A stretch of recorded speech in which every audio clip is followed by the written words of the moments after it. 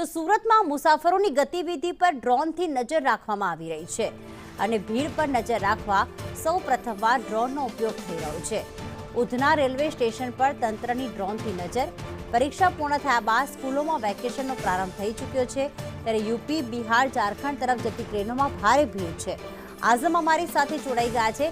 આઝમ, જો આજથી 1 વર્ષ પહેલા વેકેશનના સમયની વાત કરીએ તો ભીડ એટલી વકરી ગઈ હતી, એટલી ભીડ થઈ હતી કે અફરાતફરીનો માહોલ રેલવે સ્ટેશન પર જોવા મળ્યો હતો, ત્યારે અત્યારે આ નિર્ણય લેવામાં આવ્યો છે, તેનાથી કેટલો ફાયદો થશે?